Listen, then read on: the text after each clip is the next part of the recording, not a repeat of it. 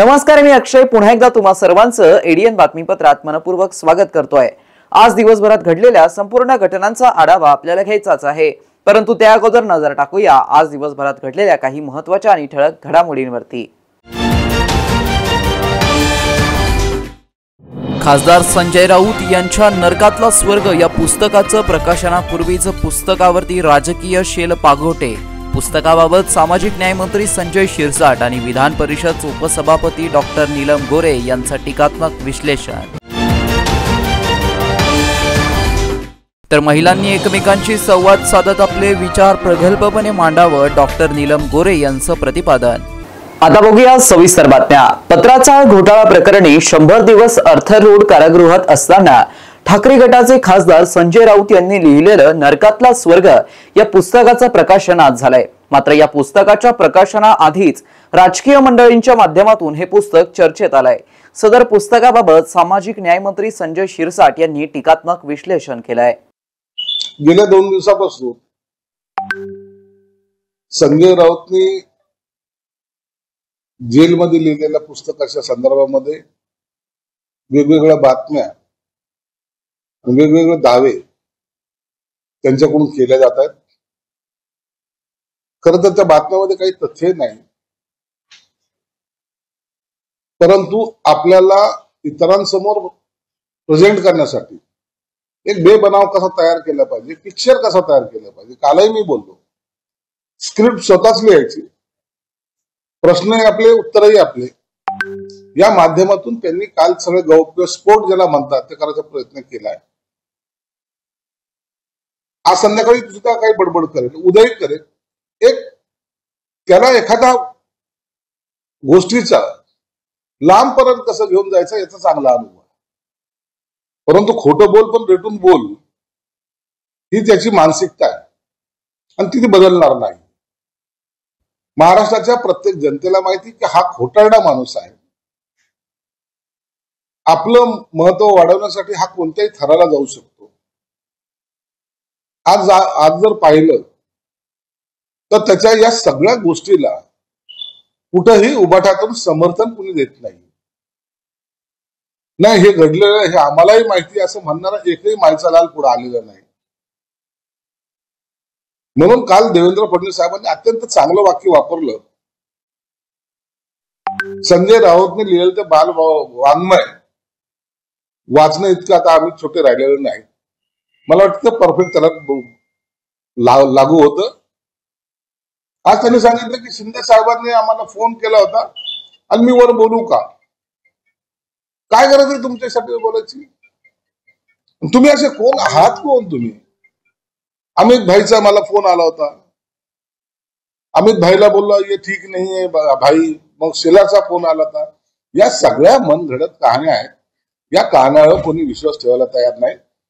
आज पुस्तक प्रकाशन काहीतरी करतायत, संध्याकाळी त्या व्यासपीठावर असलेले मान्यवर जे आहेत ते काय बोलतात तर हे आता आपल्याला ऐकावं लागेल। खासदार संजय राऊत यांनी लिहिलेलं नरकातला स्वर्ग या पुस्तकाबाबत विधान परिषद उपसभापती डॉक्टर नीलम गोरे यांनी देखील समीक्षक अंदाजात टिप्पणी केली आहे। मला असं वाटतं की संजय राऊत यांचं जे पुस्तक आहे ते एखादे चाचा विधायक है हमारे सारखे सिरियल जे असतात तसं कुठेतरी सिरियल मध्ये जसं टीआरपी असतो तशा पद्धतीची उत्सुकता वाढवण्याचा त्यांचा हा केविलवाणा प्रयत्न आहे। कारण नरकातला स्वर्ग ते जेव्हा शब्द देतात तेव्हा ते काही कुठल्या स्वातंत्र्य लढ्यातल्या गुन्हा करून गेले नव्हते किंवा कुठल्याही जनतेच्या प्रश्नावर। तर मनी लॉन्ड्रिंग याच्या गुन्ह्यामध्ये ते जेलमध्ये गेलेले होते आणि अजूनही ती केस चालू आहे।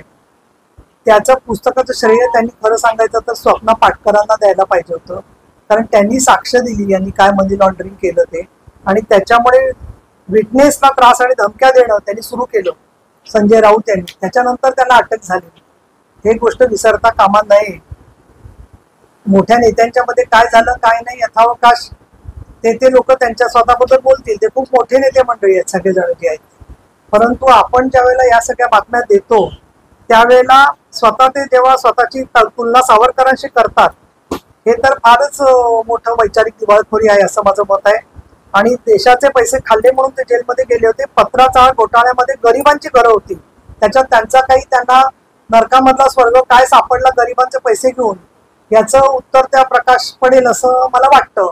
आता तुम्हाला त्याच्याबद्दल खूप उत्सुकता आहे, त्यामुळे आता परत त्यांच्या पुस्तकाचा नकळत प्रचारासाठी तुम्ही माझ्या याचा उपयोग करणार आहात. त्याच्यानंतर समोरचे लोक वाटच बघत बसलेले आहेत मी काय बोलते याच्यावरती. परंतु हे सत्य आहे की ते कशासाठी जेलमध्ये गेले होते याचा विसर न पडू दे देवा. नाही, ज्या माणसाने गरिबांचे पैसे खाल्लेले आहेत त्या व्यक्तीवरती काहीही त्यांच्या मतावरती मत द्यावं किंवा त्याचं फार मोठा आदराने उल्लेख करावा असं मला वाटत नाही. नाही, त्यांच्या वक्तव्याला मी काही शून्य किंमत देते.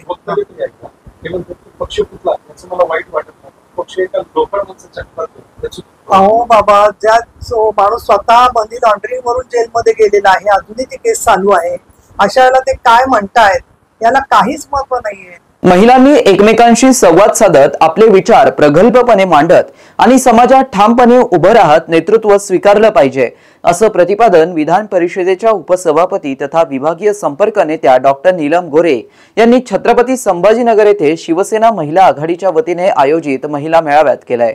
छत्रपती संभाजीनगर येथे शिवसेना महिला आघाडीच्या वतीने पार पडलेल्या या मेळाव्यात त्यांनी उपस्थित लाडक्या बहिणींसोबत मनमोकळा संवाद साधला. या मेळाव्याचं आयोजन छत्रपती संभाजीनगर महिला आघाडीच्या जिल्हा संपर्क प्रमुख प्रतिभाताई जगताप यांनी केलं होतं. यावेळी महिलांचा मोठ्या संख्येने पक्षप्रवेश डॉक्टर गोरे यांच्या हस्ते झाला.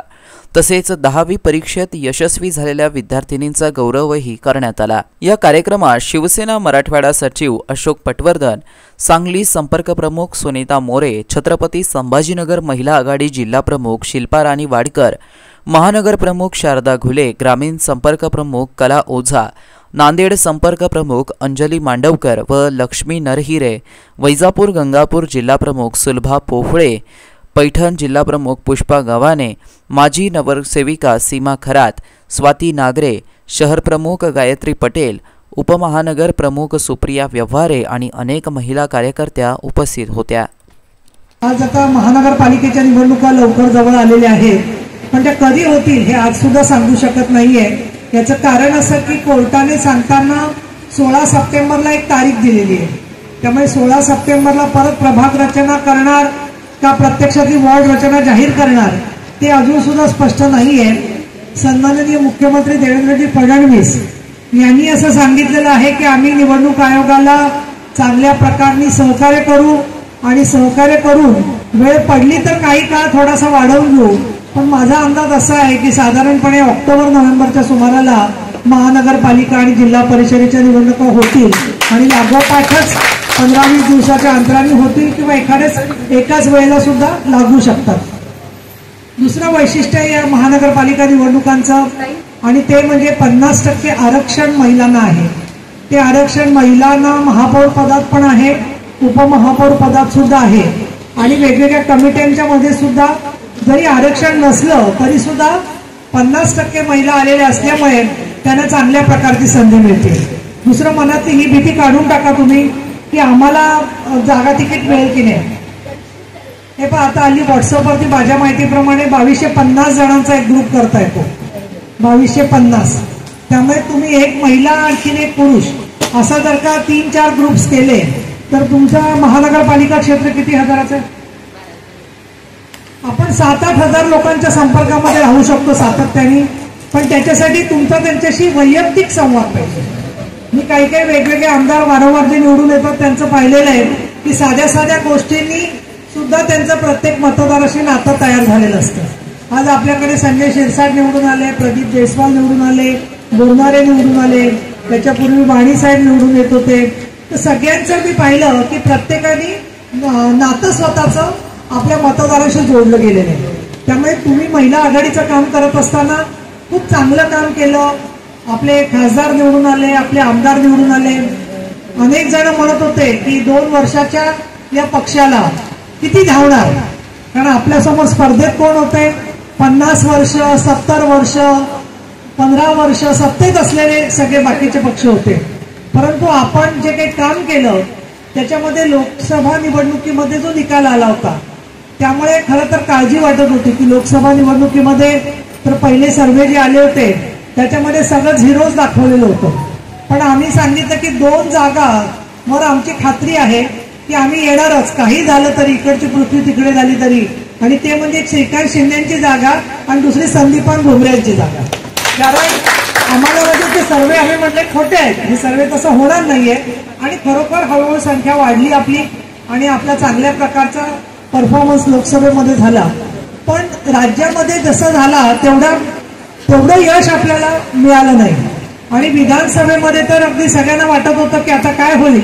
परंतु आपण जे म्हणतो, आपल्याकडे वाक्य आहे की जो बाजी जिंकतो तो बाजीगर असतो, तसं अगदी शेवटच्या क्षणी सत्ता जाते का काय असं वातावरण विरोधी पक्षांनी केलेलं असताना आपल्याकडे एक मराठीत गाणं आहे बघा, त्याच्यामध्ये द्रौपदीस बंधू शोभे नारायण, आणि त्याच्यामध्ये चिंबी ती काढून देते. तर मला असं वाटतं की ते भावानी आपल्या बहिणीला एक छोटीशी भेट म्हणून राखी दिली आणि त्या लाडक्या बहिणींनी सगळीकडे सत्तेचं चक्र पलटवून दाखवलं. म्हणून मी तुमचे सगळ्यात प्रथम कौतुक करते, अभिनंदन करते. 16 मे 2025 रोजी महानगरपालिकेच्या आरोग्य विभाग व मलेरिया विभागामार्फत आयुक्त जी श्रीकांत यांच्या मार्गदर्शनाखाली विविध उपक्रम राबवून राष्ट्रीय डेंग्यू दिवस साजरा करण्यात आला. छत्रपती संभाजीनगर महानगरपालिकेमध्ये डेंग्यू दिन साजरा करण्यात आला. वैद्यकीय आरोग्य अधिकारी डॉक्टर पारस मंडलेचा यांच्या अध्यक्षतेखाली सिडको येनाट रुग्णालय येथे डेंग्यू विषयक प्रशिक्षणाचं आयोजन करण्यात आलं. प्रदर्शनामध्ये उद्घाटक सहाय्यक आरोग्य अधिकारी तथा जीवशास्त्रज्ञ डॉक्टर अर्चना राणे यांच्या हस्ते करण्यात आलं. या प्रदर्शनामध्ये प्रामुख्याने डासाचे जीवनचक्र व उपयुक्त माहिती देण्यात आली. यामध्ये डेंग्यूसाठी जबाबदार डास, डेंग्यूसाठी प्रतिबंधात्मक उपाय, गप्पी मासे दाखवण्यात आले व नागरिकांना आरोग्य शिक्षण देण्यात आलं. आठवड्यातून 1 दिवस कोरडा दिवस पाळा असं आवाहन करण्यात आलं. डेंग्यू डास स्वच्छ व साठलेल्या पाण्यात उत्पत्ती करतो, म्हणून पाणी साठवण्याची भांडी, मडके, टाक्या, हौद यांना आठवड्यातून एकदा स्वच्छ व कोरडं करून झाकण लावणं, पाण्याच्या साचलेल्या किंवा तुंबलेल्या जागा नष्ट करणं, पाणी वाहतं ठेवणं, खिडक्यांना जाळ्या बसवणं, आजूबाजूचा परिसर स्वच्छ ठेवणं ही सामूहिक जबाबदारी असल्याची माहिती यावेळी देण्यात आली. तसेच प्रदर्शनामध्ये हस्तपत्रिकांचे हँडबिल, पॅम्पलेट वाटप करण्यात आलं. या कार्यक्रमामध्ये doctor Aditya Kumar Joshi, doctor Deodhar, KB More, Rahul Chavan, कीटक नियंत्रण अधिकारी मिलिंद जबांगी कोथळकर यांनी सहकार्य केलं. कार्यक्रमामध्ये सिडको येनाट हॉस्पिटलचा स्टाफ, MGM निसर्ग कॉलेजचे विद्यार्थी, मलेरिया कर्मचारी व नागरिक यांनी डेंग्यू विरोधात सहभाग घेतला. महानगरपालिकेतील सर्व मनपा रुग्णालय व आरोग्य केंद्रात गटसभा, डेंग्यू प्रतिकार आणि हस्तपत्रिकांचं वाटप करून 16 मे राष्ट्रीय डेंग्यू दिन म्हणून साजरा करण्यात आला. शहरवासियांना एक सुवर्ण संधी. तुम्ही एखादा व्यवसाय करताय का? मग एडियन वरती जाहिरात करा आणि मिळवा व्यवसायात मोठा फायदा. तर वाट कसली बघत आहात? आताच खाली दिसत असलेल्या नंबरवरती संपर्क साधा. आपल्याला अजूनही काही बातम्यांचा आढावा घ्यायचा आहे, परंतु इथे वेळ झाली आहे एका छोट्याशा ब्रेकची. कुठे जाऊ नका, पाहत रहा एडियन न्यूज.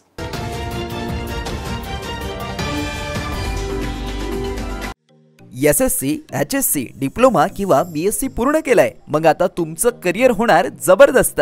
सिपेट म्हणजे central institute of petrochemicals engineering and technology ही भारत सरकारची नामांकित स्वायत्त संस्था घेऊन आली आहे आपल्या सर्वांसाठी एक सुवर्ण संधी.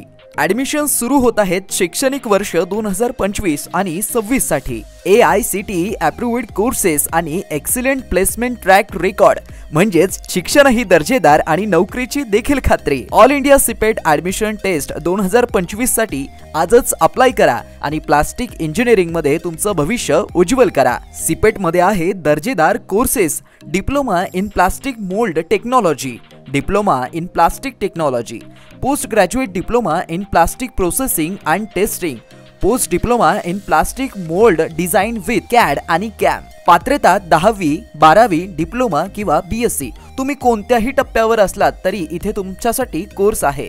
स्कॉलरशिप उपलब्ध आहे. मुलांसाठी आणि मुलींसाठी स्वतंत्र हॉस्टेलची सुविधा सुद्धा आहे. या तारखा अगदी लक्षात ठेवा. अर्ज भरण्याची अंतिम तारीख 29 मे 2025. सिपेट ॲडमिशन टेस्ट आहे 8 जून 2025 ला. कोर्स सुरू होण्याची तारीख आहे 14 जुलै 2025. तर आजच अप्लाय करा सिपेटच्या वेबसाईटवरती किंवा अधिक माहितीसाठी 93 73 68 79 15, 93 25 68 79 02, 93 25 68 79 03 97 63 31 09 45 या क्रमांकावरती संपर्क साधा। सिपेट विद्यार्थ्यांना उज्ज्वल भविष्यासाठी सक्षम करत आहे। प्लास्टिक इंजिनिअरिंग मध्ये करिअर करायचंय तर एकच नाव म्हणजे सिपेट। आजच आपला प्रवेश निश्चित करा। उन्हाळ्यात घामोळ्यांमुळे त्रासले आहात, गरमी सहन होत नाही, आता उन्हाळ्यातही हिवाळ्यासारखी थंडी अनुभवायची आहे तर वापरा फक्त रॅपल बर्फिला कूल घमोरी पावडर आयुर्वेदिक, जो देतो ताज्या लॅव्हेंडरच्या सुगंधासह घामोळ्यांपासून त्वरित आराम। संपूर्ण कुटुंबासाठी उपयुक्त, फक्त 90 रुपयात उपलब्ध।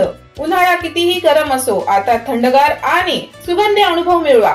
रॅपल बर्फिला कूल घमोरी पावडर आयुर्वेदिक आणि प्रभावी। अनेकांच्या मनात स्वप्न असते की देशाची सेवा करायची, परंतु काही लोकच योग्य प्रशिक्षण घेऊन ते वास्तवात पूर्ण करतात। वास्तविक सैनिक बनणे सोपं काम नाही, कारण प्रशिक्षणाच्या मैदानापासून ते युद्धाच्या रणांगणापर्यंत प्रत्येक क्षण संघर्षमय असतो। फक्त जो इमानदार, समजूतदार असेल आणि ज्याची इच्छाशक्ती प्रबळ असेल असाच व्यक्ती या क्षेत्रात टिकू शकतो। प्रत्येक वर्षी अनेक परीक्षार्थ्यांना यश प्राप्त होते, ते फक्त आणि फक्त गरुड झेप अकॅडमी। पंख आम्ही देतो, उंच भरारी तुम्ही घ्या।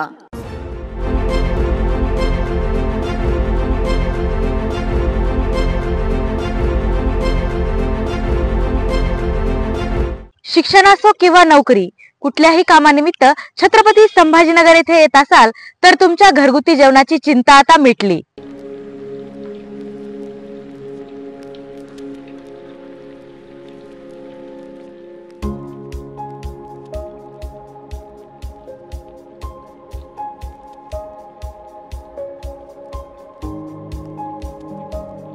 नमस्कार, मी पूजा दातार।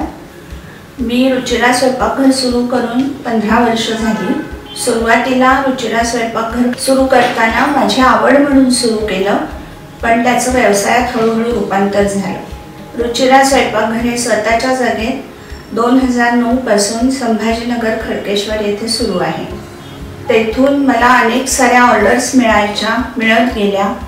एका मोठ्या शाळेचं मला कॉन्ट्रॅक्ट मिळालं होतं। मी रोज 2200 लोकांना जेवण देत होते 5.5 वर्ष।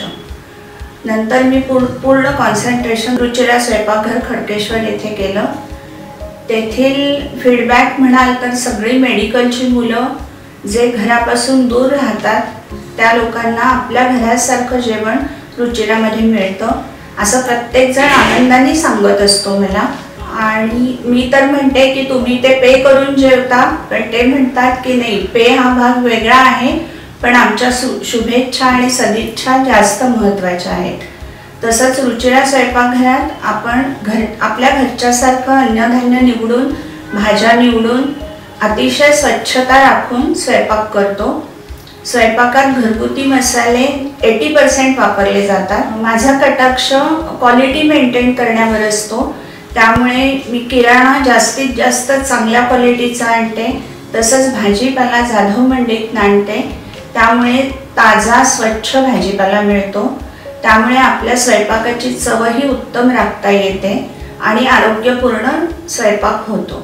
घरगुती जेवणाच्या चवीसाठी एकदा अवश्य भेट द्या रुचिरा स्वयंपाकघर येथे। मस्त मास्क पहना रे तूने। Thank you sir. वो जान बचाने के लिए पहनना पड़ता है ना सर। रेडीमेड है या टेलर मेड है? ऑनलाइन ऑर्डर किया है सर। एक और है ना सर? देना। बहुत मस्त लगे आपको। ये ना सर। सर ना भाई, जान बचाने के लिए बाइक चलाते वक्त सिर्फ खोपड़े पे मास्क पहनेगा तो खोपड़े को कौन बचाएगा? समझ गया सर। हेलमेट ऑनलाइन ऑर्डर कर, वरना हमेशा के लिए ऑफलाइन हो सकता है। Okay sir. ये ले। चल हम ये भी ऑनलाइन भर दे। हेलमेट पहने, ट्रैफिक नियमों का पालन करें, जिंदगी के सफर को सुरक्षित रखें।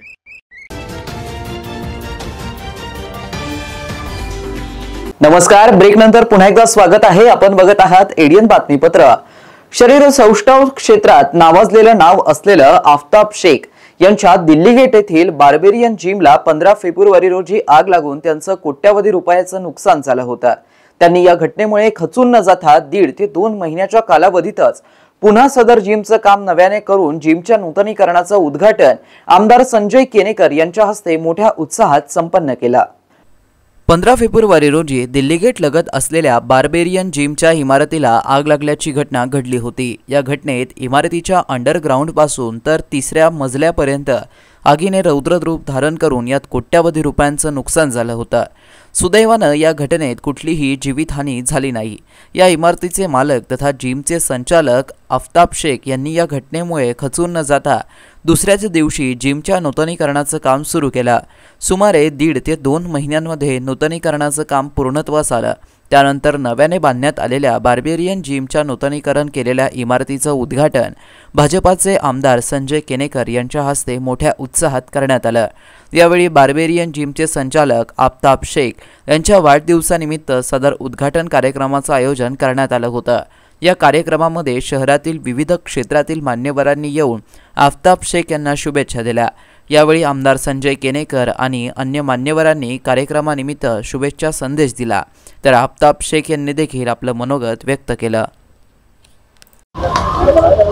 आज के बार्बियन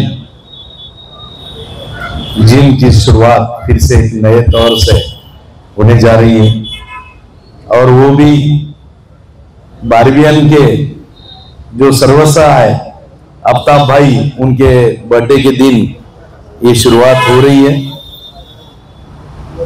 मुझे याद है 15 फरवरी मेरे को फोन आया और बार्बियन जिम को आग लग गई, ऐसा फोन आ गया। तब मैं तुरंत आया और मैं देखा तो इंसान के हौसले ताकत खड़े करने वाला आशियानों को आग लग गई थी, लेकिन उनका हौसला बुलंद था और उनने फिर से आज वो आशियाना खड़ा किया जो इंसानों को और इंसान के हौसलों को, ताकत को खड़ा करता है। इसलिए मैं उनका अभिनंदन करता हूं। आफताब भाई, सही अच्छे तरीके से जो आपने इतना शहर में सेवा देने का काम कर रहे एक जिम के द्वारा, मैं आपका अभिनंदन स्वागत करता हूं। आपका आज बर्थडे वाढदिवसाच्या खरंच तुम्हाला लाख लाख शुभेच्छा। परमेश्वर आपल्याला उदंड आयुष्य देव, निरोगी आरोग्य देव आणि आपल्या हातातून सर्वांचं आरोग्य निरोगी बनव ही भावना व्यक्त करतो। निश्चितपणे आपली सेवा सदोगतीत अशीच जिमद्वारे या छत्रपती संभाजीनगरला मिळत राहो ही भावना व्यक्त करतो। आजच्या या कार्यक्रमाला खऱ्या अर्थानं जुबेर लालाजी, बाबा भाई, युसुफ खान, दीपक ढाकणे जी, डॉक्टर कुरुम सर, पुरुषोत्तम ठाकुर जी, रेवनाथ पवार, गणेश दांडगे जी, हमारे दोस्त रफीक भाई, सिद्दीक मोतीवाला जी, एमके बाइक वाले, डॉक्टर फिरोज सर, इमरान पठान जी, यलोरा रिसोर्ट वाले, और जो मैं लेट आए फिर भी किला लड़ा रहे ऐसे हमारे बुल्डाना के आजिम राई। मैं क्षमा चाहता हूं कि मैं थोड़ा सा लेट हुआ हूं, लेकिन एक आफताब भाई को बताता हूं। आफताब भाई, आज आपके जिम का उद्घाटन ऐसे क्षण पे हो रहा है, ऐसे शुभ मुहूर्त में हो रहा है कि इस जो दो पाकिस्तान और भारत में युद्ध चल रहा था वो युद्ध विराम हुआ है, और वो युद्ध विराम के समय आपका उद्घाटन हो रहा है। सबको याद रहेगा कि पाकिस्तान और भारत हिंदुस्तान का जब युद्ध विराम हुआ उस दिन आफताब भाई का नए तौर से जिम का उद्घाटन हो रहा है। मेरे को आज बहुत खुशी है, मैं बहुत सारे कार्यक्रम जाके आया हूं। युद्ध कोई देश को परवड़ने वाला नहीं है, इसीलिए एक अच्छा निर्णय आज देश में हुआ है। मैं इस उद्घाटन के समय मैं आपको बहुत बहुत शुभकामनाएं देता हूं।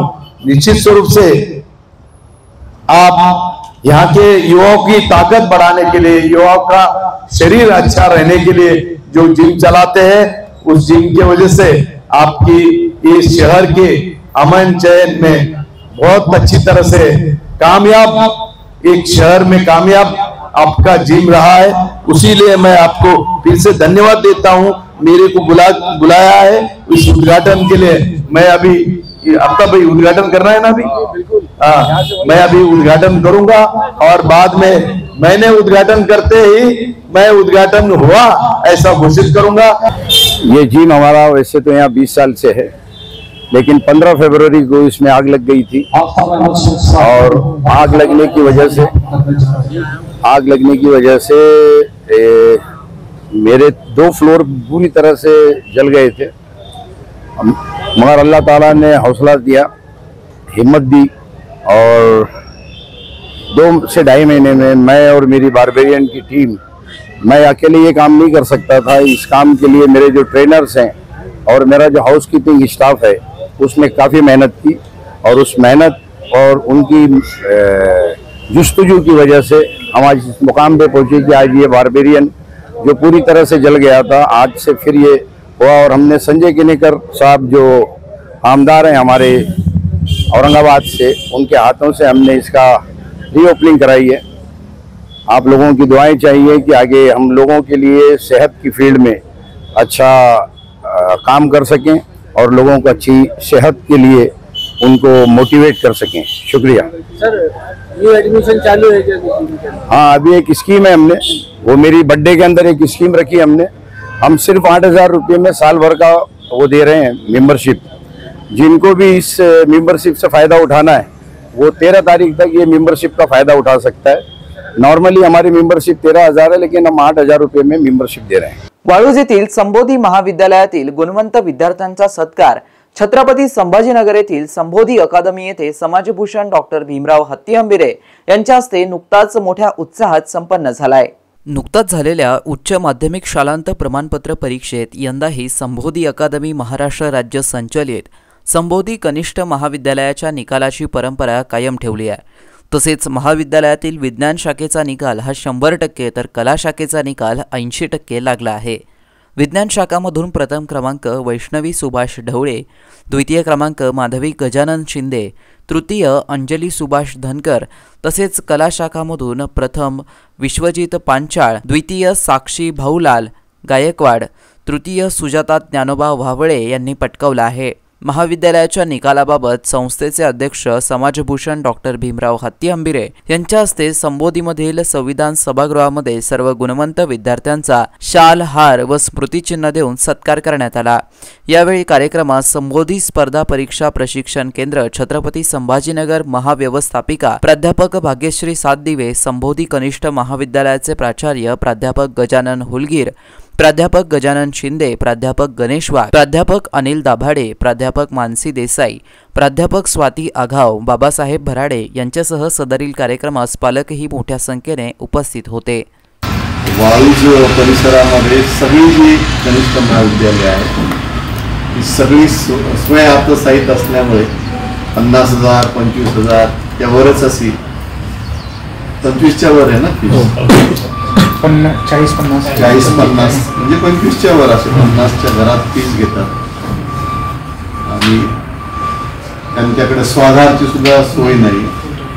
आपलं एकमेव विद्यालय कनिष्ठ महाविद्यालय किंवा उच्च माध्यमिक विद्यालय तिकडं आहे की जे फक्त 100 रुपयामध्ये ॲडमिशन देतात।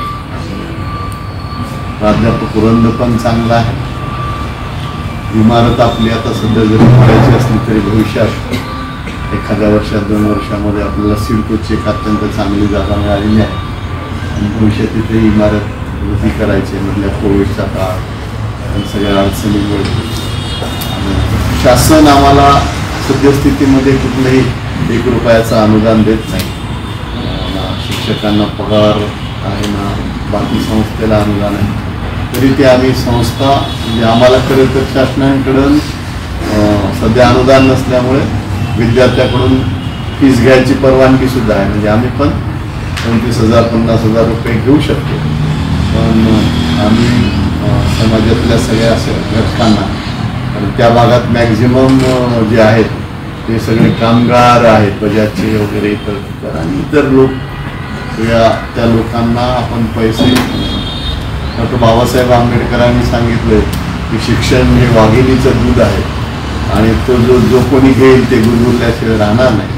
त्याच्यामुळे या विद्यालय आम्ही स्वतः अडचणीत राहून रन करतो. आमचे प्राध्यापक सुद्धा कमी वेतनावर काम करून खरं तर हे या सगळ्या ह्याच्यातने असं यश येणं हे माझ्यासाठी अत्यंत अभिमानाची गोष्ट आहे. संबोधी अकादमी व सामाजिक न्याय विभाग महाराष्ट्र शासन यांच्या संयुक्त विद्यमाने दिनांक 25 मे रोजी बुद्धलेणीच्या पायथ्याशी सर्वधर्मीय सामूहिक विवाहाचे आयोजन करण्यात आलं असून इच्छुकांनी नोंदणी करण्याचं आवाहन आयोजकांच्या वतीने एडीएन सोबत बोलताना करण्यात आलंय.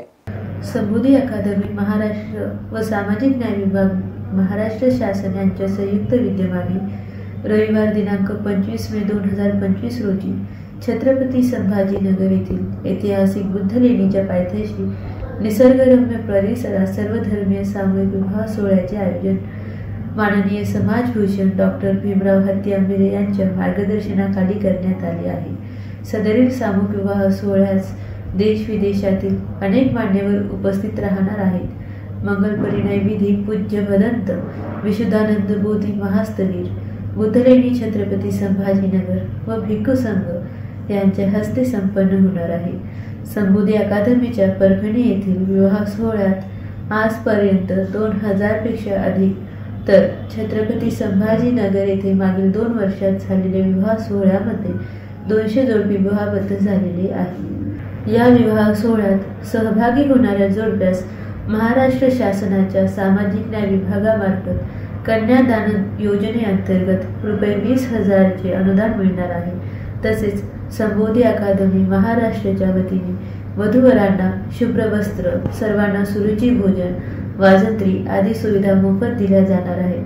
तरी इच्छुकांनी 20 मे 2025 पर्यंत संबोधी अकादमी महाराष्ट्राचे कार्यालय, संबोधी स्पर्धा परीक्षा प्रशिक्षण केंद्र, पहिला मजला, निर्माण भारती सिटी सेंटर, शासकीय ग्रंथालयासमोर, निराला बाजार, छत्रपती संभाजीनगर येथे संपर्क करावा असे आवाहन करण्यात येत आहे. वधूवर नोंदणीसाठी मुलीचे वय 18 वर्षे पूर्ण तर मुलाचे वय 21 वर्षे पूर्ण असणे आवश्यक आहे. वयाचा पुरावा म्हणून TC, जन्म प्रमाणपत्र यापैकी एक पुरावा, 4 पासपोर्ट फोटो, जातीचे प्रमाणपत्र, वधूवराचे रहिवासी प्रमाणपत्र नोंदणी अर्जासोबत जोडणे आवश्यक आहे. शेवटी पुन्हा एकदा नजर टाकूया आज दिवसभरात घडलेल्या काही महत्त्वाच्या आणि ठळक घडामोडींवरती. खासदार संजय राऊत यांच्या नरकातला स्वर्ग या पुस्तकाचं प्रकाशनापूर्वीच पुस्तकावरती राजकीय शेलपागोटे. पुस्तकाबाबत सामाजिक न्याय मंत्री संजय शिरसाट आणि विधान परिषद उपसभापती डॉक्टर नीलम गोरे यांचं टीकात्मक विश्लेषण. तर महिलांनी एकमेकांशी संवाद साधत आपले विचार प्रगल्भपणे मांडावं डॉक्टर नीलम गोरे यांचं प्रतिपादन. आणि याबरोबरच हे बातमीपत्र इथेच संपलं. पुन्हा भेटूया पुढील बातमीपत्रात. तोपर्यंत पाहत राहा आपल्या हक्काचं बातमीपत्र एडीएन न्यूज.